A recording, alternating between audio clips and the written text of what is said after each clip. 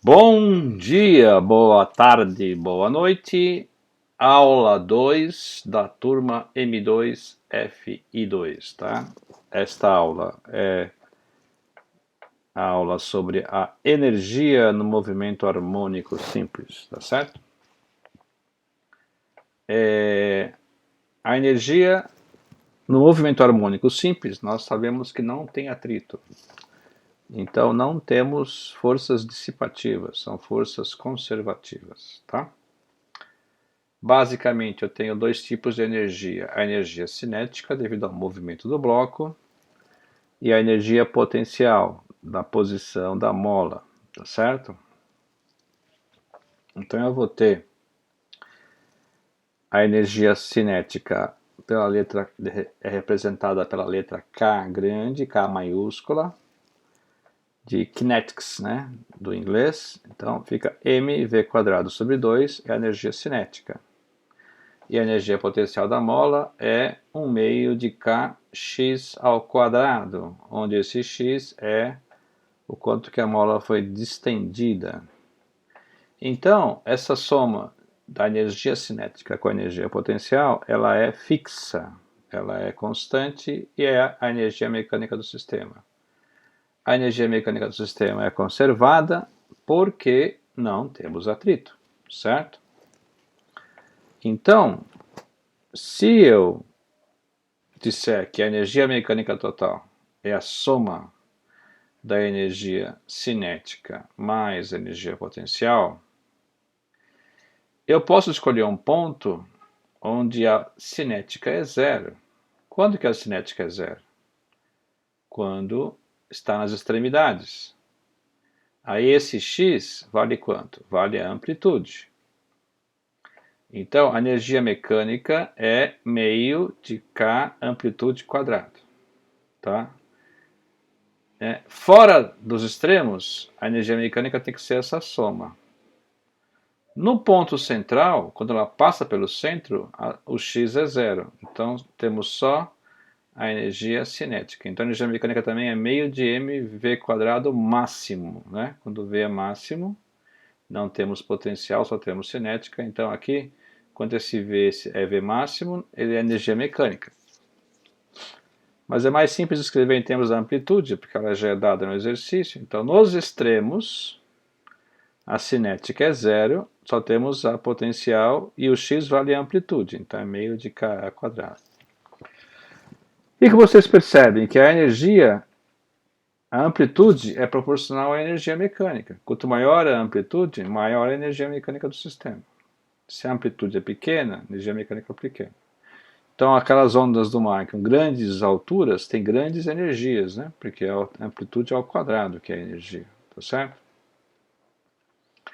Então, esta fórmula aqui é muito importante, tá? A energia mecânica, então, é a soma da cinética com o potencial para uma posição qualquer. Também vale meio de k² nos extremos, tá? Onde a cinética é zero.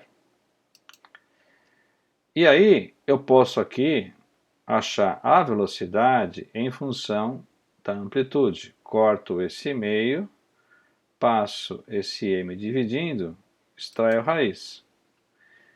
Isso aqui nada mais é do que ômega, né? E aqui agora nós temos que para cada x eu vou ter uma raiz diferente. Particularmente nos extremos, onde x vale a² menos a² é zero, vx é zero.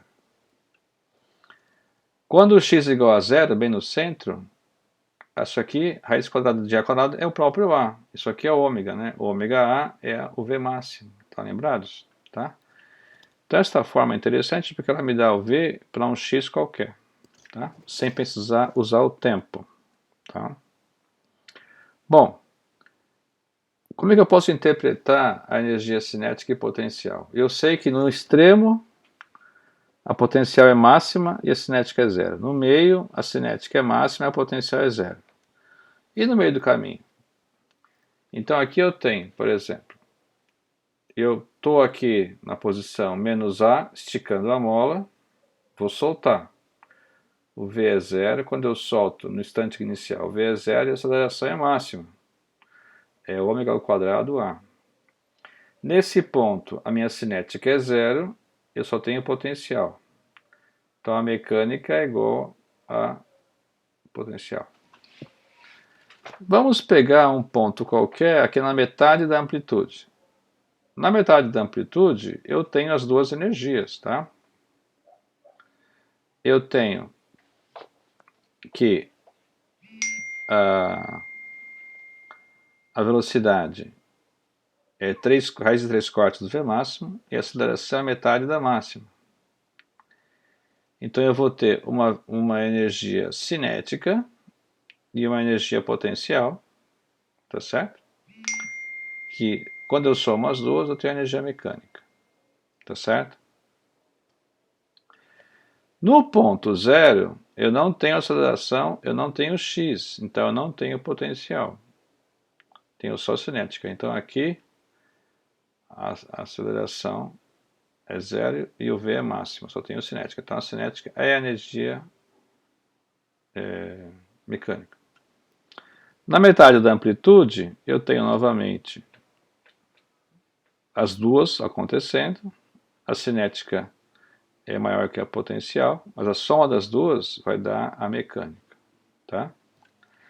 Quando chega na extremidade novamente, a mola para voltar. Quando ela para, o V é zero, a cinética é zero. E toda energia mecânica é a energia potencial, meio de K a amplitude ao quadrado. Tá certo? Bom, e aí, essas fórmulas, se você escrever a energia cinética e a energia potencial em termos de x, então a energia potencial é fácil, né? Meio de K x quadrado é uma parábola. Tá certo?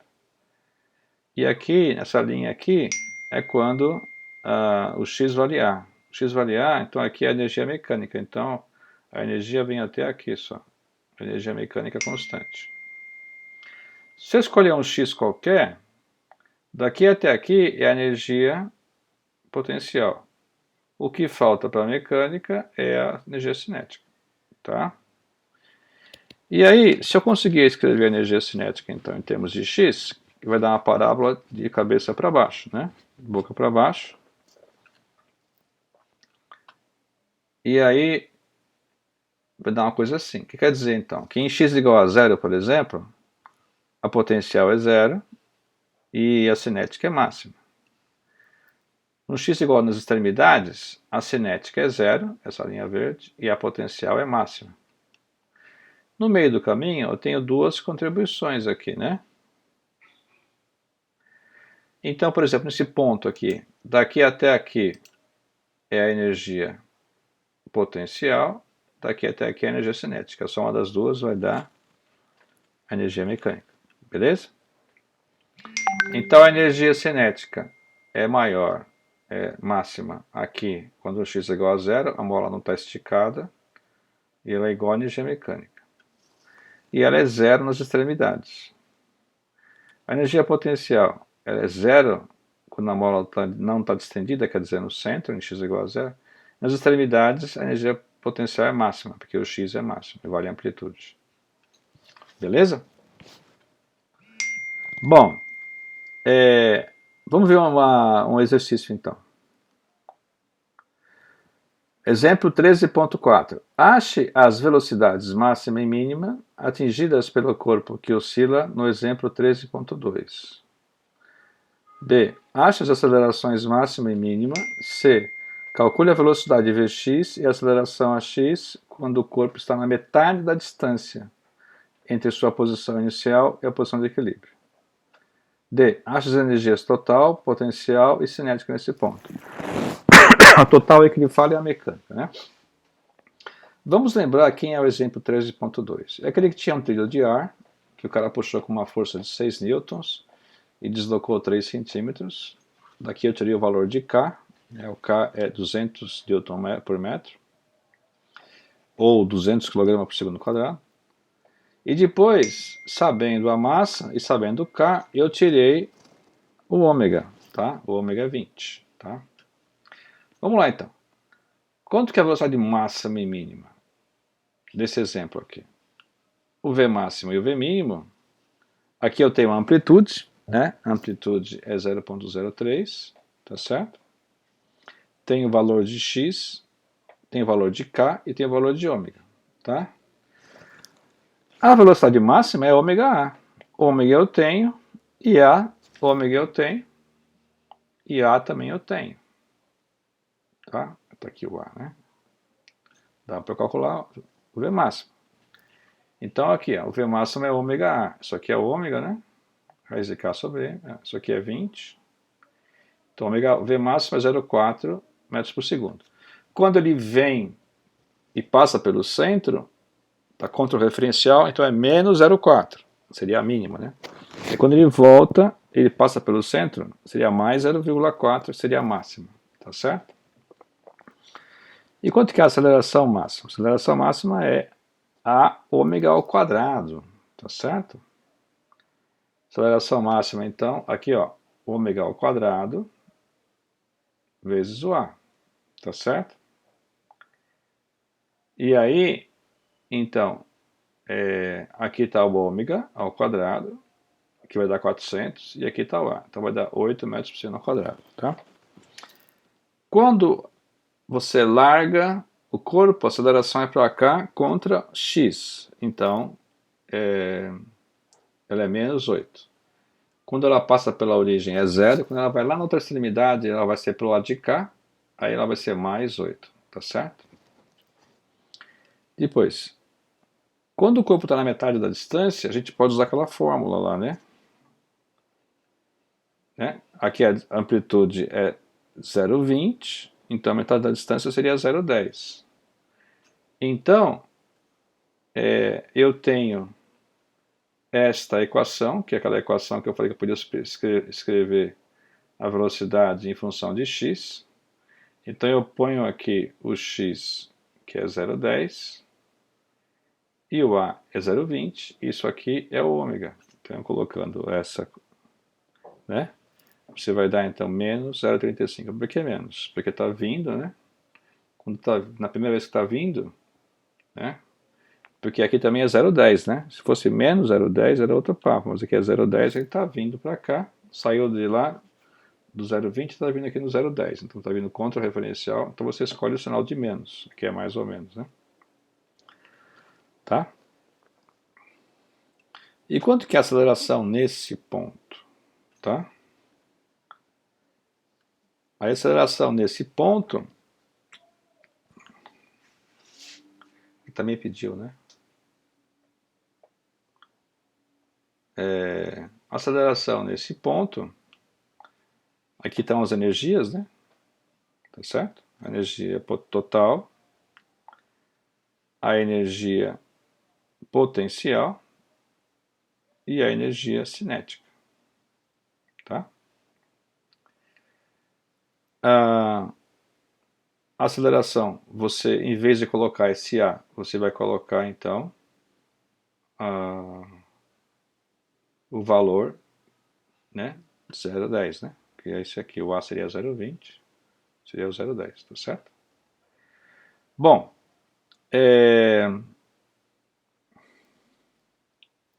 uma outra opção também que você pode fazer é colocar a expressão da aceleração, né? Eu acabei não colocando aqui. Aquela expressão de A, né, igual menos ômega ao quadrado A cosseno de ômega t mais φ, tá certo? Então vai ficar deixa eu só mostrar isso para vocês, tá certo? Ficaria assim, ó. Vou até fazer aqui, tá? Vou inserir aqui.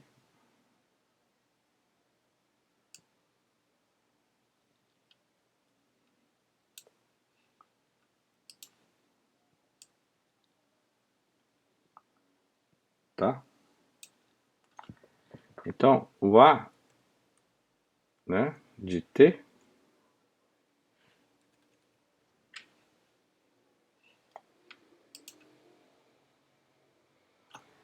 aceleração de t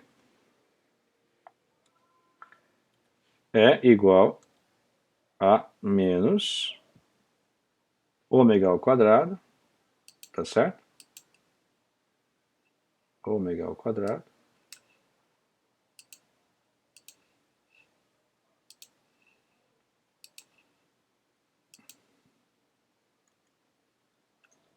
vezes A cosseno de ômega t mais φ.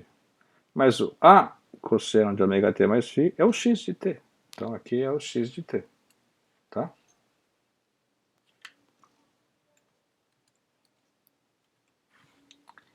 E aí, esse menos vai dar menos 400.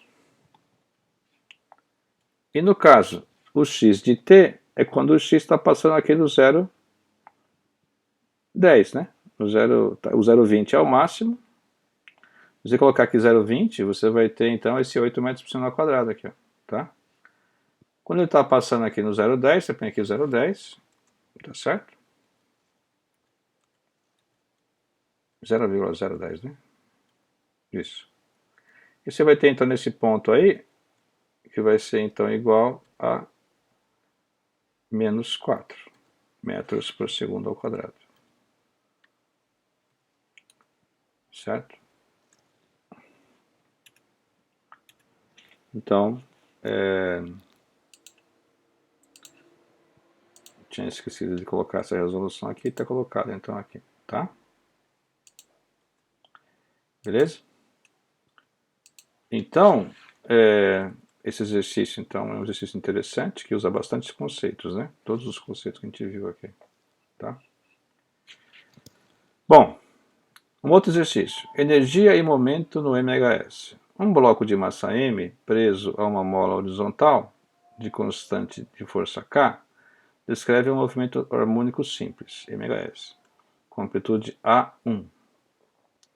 No instante em que o bloco passa pela posição de equilíbrio, bem no meio, né, velocidade máxima, né, um pedaço de massa de vidraceiro cai, né, de massa M, né, isso aqui, ó, o bloco tem massa M, esse vidraceiro aqui, essa massa tem massa M, cai em cima do bloco, de uma pequena altura, tá, e gruda no bloco.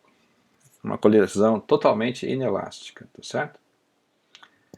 Então, ele pede assim, depois disso, calcule a nova amplitude e o novo período de movimento.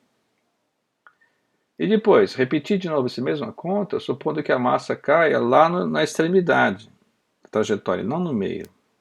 Tá certo?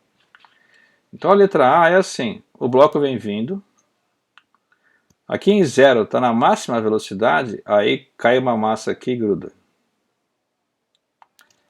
A outra posição, a outra letra B é assim, ele vem brecando, aqui no ponto de máxima deslocamento, que é a amplitude, ele vai voltar para trás, nesse instante a massa cai nele, tá certo? O que acontece aqui não é igual ao que acontece aqui, tá? Então, o que acontece? Como é que começa esse exercício? Eu tenho que achar essa velocidade aqui, né? Porque isso aqui vai ser uma colisão, né? Na colisão tem que colocar M1, P1A mais P1 mais P2 igual a P1' mais P2', né? M1 V1 mais M2 V2 igual a M1' V1', que é antes e depois da colisão. Então eu preciso saber as velocidades, tá certo? Então, a velocidade eu posso tirar da energia mecânica. A energia mecânica é meio de K amplitude ao quadrado. Mas nesse ponto aqui, cara, que é o ponto de V máximo, eu só tenho mecânica aqui, né? Aqui só tenho cinética, então a cinética também é mecânica. Então essa mecânica é igual, né? A cinética nesse ponto em particular, na origem. Daqui eu isolo a velocidade, eu vou ter que a velocidade que é ômega A, né? Aqui ó, ômega A. Tá certo? Que a gente já sabia que isso aqui é o V máximo, tá? Bom, aí vai cair a máxima. A massa, o que vai acontecer? Quando cai a massa, você tem um choque em Y, só que em Y não tem movimento, o movimento é em X. Então em X não acontece nada, é como se esse M tivesse uma velocidade nula. O que vai acontecer é que vai aumentar a inércia do sistema, vai aumentar a massa do sistema. Então,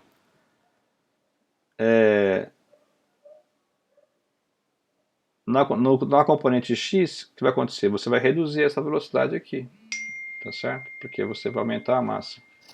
Vai acontecer então aqui, P1 mais P2 igual P1' mais P2'. Só que, como os blocos saem juntos, né, então vai ficar P1 mais P2 igual a P grande. Depois, né, o P grande depois é o junto, né? P1 é esse mV1. E P2, que é essa da massa do vidraceiro, não tem velocidade em x, né? É zero, então aqui é zero. E depois eu vou ter a soma das massas, né, porque grudou, vezes V2. O V2 eu não sei, né? Mas eu vou achar agora.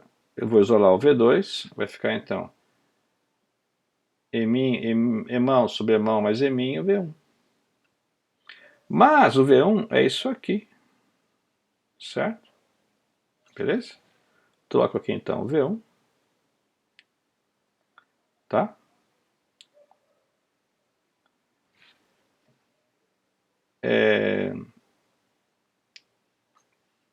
Logo depois que colidiu, está aqui pertinho aqui do zero ainda, tá certo? A energia mecânica, ela é igual, agora é 2, né? É igual à energia cinética, certo? Mais a energia cinética, agora é V2. Mas V2 é isso aqui. Se eu pegar esse cara e colocar aqui ao quadrado, vai cancelar isso aqui, vai ficar para baixo, vai ficar desse jeito aqui. Então, essa é a energia cinética logo depois da colisão, tá? Se você comparar com esse, você vai perceber que ela diminuiu, tá? Desse fator aqui, ó, de M sobre M mais Emão sobre Emão mais Eminho, tá? Bom, aí como eu sei que V1 é isso aqui, tá certo? Eu posso pegar esse M e colocar um M aqui, posso pegar esse meio e colocar esse meio aqui, e aí eu percebi então que a energia E2 é uma fração da energia E1, porque esse número aqui é menor do que 1, né? Esse aqui não é zero, tá certo? Porque agora aumentou a minha inércia do sistema, aumentou a minha massa, tá certo? Na colisão inelástica sempre há perda de energia, né? Tá certo?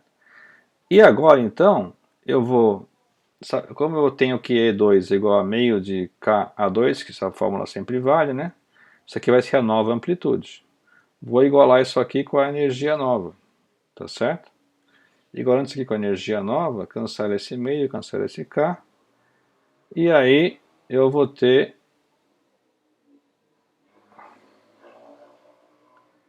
né? Esse E1 aqui é meio de KA1, e aqui eu vou isolar então o A2. Quem que é meu A2? É o A1 que multiplica a raiz desse fator. Tá? E meu período? Meu período é 2π raiz de m sobre k, agora o m aumentou, né? Agora tem duas massas, né? Então vai mudar o período. Então o período vai ser agora com duas massas. Você vai aumentar o período porque ficou mais lento o sistema. Tá certo? Agora, a pergunta é a seguinte. Tudo bem. Então agora a minha amplitude nova diminuiu, porque eu perdi a energia. Meu período aumentou, porque reduziu a velocidade. Aí a pergunta é a seguinte, e na posição B, o que acontece se eu jogasse a massa aqui nesse cara aqui, na extremidade? Pessoal, na extremidade, eu não tenho nenhuma velocidade. Então esse V1 aqui é zero. Tá? Então, antes do choque e depois do choque, o V é o mesmo. Vai ser tudo zero. E eu estou na mesma posição de saída, que é esse A1, e estou na mesma mola. Então essa energia aqui, ó, não vai mudar. Porque eu aumentei a massa lá no cantinho, mas a energia que eu estou fornecendo é essa mesma. Se eu aumentar a massa, eu vou oscilar com um V mais baixo. Depois eu vou perceber que eu vou oscilar com um V mais baixo, mas na hora que eu vou partir, quando eu vou partir, a minha energia mecânica é a mesma, porque eu estou no mesmo A, no mesmo mola, tá certo? Então, quando eu faço a letra B, não acontece nada. A energia 2 é igual a energia 1, porque eu estou saindo do início, né? Só que eu vou perceber que o período vai ser agora com as duas massas, né? Com as duas massas, então o período vai aumentar. Mas nesse caso eu não tenho perda de energia, tá? Porque não foi durante o movimento que essa massa foi agrupada, foi na extremidade. Na extremidade, então, eu conservei energia nesse ponto, tá? O que acontece se você coloca a massa no meio do movimento é que ele não chega mais na ponta onde ele chegava antes, vai chegar numa posição menor, porque houve essa perda de energia, tá certo? Bom, algumas aplicações do movimento harmônico simples. A mais imediata, você não pensou nisso ainda, eu nem também fui esperto, não falei nada, é o seguinte, eu te mostrei o sistema massa-mola o tempo inteiro, num plano horizontal sem atrito, num trilho de ar, não sei o que. Mas, quando eu filmei o experimento lá, eu coloquei a mola na vertical. E na vertical, no plano horizontal, não tem força resultante, né? Porque a força-peso cancela com a normal. Mas no plano vertical, você tem um peso, sim. Aí você fala assim, putz, mas esse peso vai me atrapalhar? Aí você vai fazer assim, bom, eu pego uma mola aqui de comprimento L e penduro um peso. Esse peso vai esticar a mola ΔL, tá? E vai equilibrar. Aí o que eu faço? Eu empurro um pouquinho para cima e solto, tá certo?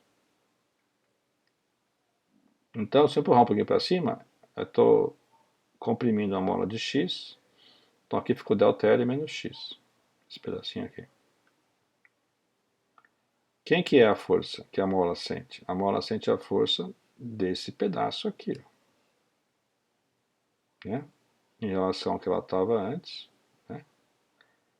A força total que a mola sente é em relação a esse comprimento. Ó.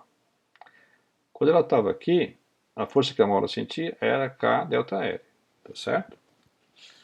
Agora que eu empurrei um pouquinho, eu modifiquei aqui o comprimento da mola, então agora aqui é ΔL menos X. Então a força que ela sente é K ΔL menos X, beleza? Mas nesta posição de equilíbrio aqui, eu sei que esta força está equilibrada com o peso, certo? Então esse K ΔL que está aqui, ele é igual ao peso, tá? Beleza? E a pergunta é o seguinte, quando eu dei esse empurrãozinho, quanto que vale a força restauradora que a mola sofre? Tá certo? A gente sabe que isso aqui é um ômega-s, mas será que as equações são as mesmas, né? Então, se a força restauradora for a mesma, tudo igual. O que eu percebo então? Que a força aqui, ó, é K ΔL menos X. Mais a força-peso, né? Porque a força resultante que a mola sente, né? São as duas forças. No plano horizontal só tem a mola, mas aqui no vertical também tem o peso. Só que esse K ΔL aqui, eu já fiz a conta, ele vale mg. Então aqui vai ser mg menos kx mais mg. Opa, cancela, vai dar o quê? Menos kx. Ora, mas a força restauradora não era menos kx? O que você concluiu então? Concluímos que é tudo igual. É igualzinho ao ômega-s horizontal. Tá? Então o fato de a mola estar na vertical não muda nada. Tá certo? Não muda nada. No período, não muda nada na frequência, nem na frequência angular. Tá certo? O ômega é raiz de K sobre M, tá? Só que agora a posição de equilíbrio não é mais x igual a zero, é x igual a ΔL que é o equilíbrio, porque é aqui que vai oscilar em torno desse ponto. Só isso que muda, tá? Aqui vai ser o novo x igual a zero. Beleza? Então você pode trabalhar com ômega-s na vertical sem problemas, as fórmulas são as mesmas, tá? Porque a força-peso é constante. Agora, você também poderia pensar em vez de pendurar, comprimir a mola, né? Sempre que você tem um sistema que você quer segurar algum peso grande, você põe uma mola, você está comprimindo a mola. Se oscilar, vai ser a mesma coisa. Tá? O mesmo raciocínio vale aqui, tudo vai ser igual. É um MHz do mesmo jeito. Tá? Vamos fazer o exercício então.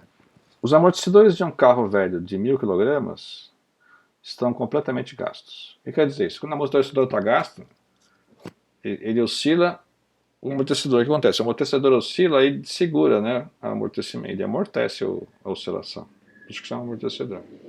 Quando ele está gasto, ele não segura, o carro fica vibrando assim, né? É um perigo. Na curva você pode derrapar, o carro capotar, tá certo? Você tem que trocar os amortecedores, né? Nesse caso, como está velho, se ele oscilar o carro vai ficar oscilando assim, né? Tá? Então ele fala o seguinte, olha, quando uma pessoa de 980 N sobe lentamente no centro de gravidade do carro, o carro abaixa 2,8 centímetros. Tá? Quando essa pessoa está dentro do carro durante uma colisão com um quebra-molas, quebra-molas é aquela coisa vertical, né? Aquele lombada, né? A lombada. Tá? Passou na lombada, o carro oscila, né? Só que ele oscila e não para mais de oscilar, porque o amortecedor está velho. Aí ele fala assim, cria um modelo do carro e da pessoa com um único corpo sobre uma única mola e calcule o período e a frequência de oscilação. Tá? Então eu tenho a massa total, tenho o ΔX, tenho o K, e eu tenho que achar o ômega, tá certo? Então o sistema é o mesmo do exercício anterior, você tem aqui um ΔX, tá? Provocado por causa do ΔL, né? Provocado porque você colocou um peso em cima, no caso o peso do carro.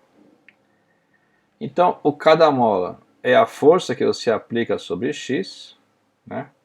As molas estavam já em equilíbrio, você colocou uma pessoa a mais, abaixou isso aqui, tá?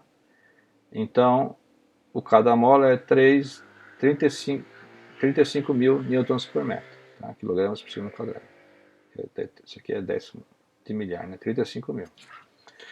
Bom, agora que eu tenho K, quanto que é a massa total? É a massa do carro mais a massa da pessoa. Essa pessoa aqui, se eu dividir por G, vai dar 100, não é isso? Então, a massa total é 1100. Quem é o período, então? 2π raiz de m sobre K. 2π raiz de m sobre esse K aqui. Vai dar 1,1 segundos. Invertendo, vai dar 0,9 Hz. Então, oscilar assim, com um período de 1,1 segundo, você vai ficar fazendo assim dentro do carro, vai ficar muito ruim, tá certo? É muito desconfortável. Né? São números razoáveis, tá certo? Bem interessante. Bom, o que é um MHz angular? É o seguinte, você tem aqui uma chamada a mola de torção, né? A mola de torção é uma mola que é enrolada assim na forma espiral. Conforme você gira onde está a mola, começa a ter um torque, uma força contrária, tá certo? Essa força é proporcional ao ângulo. Quanto mais você girar o ângulo contra a mola, mais forte ela vai querer girar de volta, tá? O torque é essa letra tal aqui, tá? E aqui no eixo Z, o torque é no eixo Z, né? Por isso tem tal Z aqui. Se eu desloco no ângulo θ, o torque se opõe, quer voltar à posição inicial, tá certo? Isso, por exemplo, é o que acontece dentro de um galvanômetro, né? De um amperímetro analógico, não digital, analógico, né? Tem vários sistemas que, né? Tem sistemas que você dá de corda, por exemplo. A corda você vai forçando a mola, só que tem dentes, né, que não deixam a mola voltar. E aí com o tempo ela vai, solta um, solta dois, solta três, vai gastando o que você armazenou de energia na mola, né? Bom, neste caso, né, o que interessa é quanto que é o momento de inércia aqui. Porque quando você tem rotação, você troca o x por θ, troca a força pelo torque, troca a massa pelo momento de inércia e troca então vamos fazer, e troca a velocidade v pela velocidade angular ômega e também troca a aceleração a pela aceleração angular alfa, né, radianos por segundo quadrado. Então é a mesma coisa, em vez aqui, ó, em vez de x é o θ, em vez de força é o torque. Então esse aqui é o kappa, né? Esse kappa chamado de constante de torção, tá? Mas é a mesma coisa da lei de Hooke, né? F igual a kx, tá? Só que em vez de x linear, agora é o deslocamento angular. Em vez de força que causa movimento, agora é o torque que causa rotação, tá? Então, a lei de Newton é o seguinte, ó, força igual a ma. Então, força vira torque, a massa vira o I, e o A vira o alfa, que é a aceleração angular. O A é d2x dt2. Aqui não, aqui o A, o alfa é d2θ dt2, né? Que troca o x por θ e troca o A por alfa. Então, soma das forças é igual a ma, quer dizer que soma dos torques é igual a momento de inércia vezes alfa. Só que o único torque que tem é esse. E o alfa é esse cara aqui. Então, substituindo, eu botei isso aqui. E alfa, que é esse cara, é igual à força resultante, que é esse aqui. Aí você passa dividindo, agrupa, tá certo? Você tem essa equação que é igualzinha à equação do MHS, da horizontal, do sistema massa-mola. Esse cara, kappa sobre uma medida de inércia, kappa sobre I, é o ômega, tá certo? Também tem dimensão de 1 sobre o segundo quadrado. E aí, a equação que fica é essa que é a mesma do oscilador. Só que em vez de x de t, é θ de t, né? Então esse θ de t é uma amplitude inicial θ grande, né? É um ângulo, amplitude angular inicial. Aí você abre aqui 90 graus e solta. Ele fica oscilando assim, 90 graus. Tá certo? E aí esse θ então é a amplitude angular inicial. Amplitude angular, né? E aí o que acontece? Você vai ter o ômega, então, raiz de K sobre, raiz de kappa sobre I, que é o momento de inércia. E a frequência é 1 sobre 2π, né? É ômega sobre 2π. Então, o ômega está aqui, sobre 2π, tá certo? E o período? 1 sobre 2π, raiz de I sobre kappa. Né? Se fosse período, é o inverso da frequência, tá certo?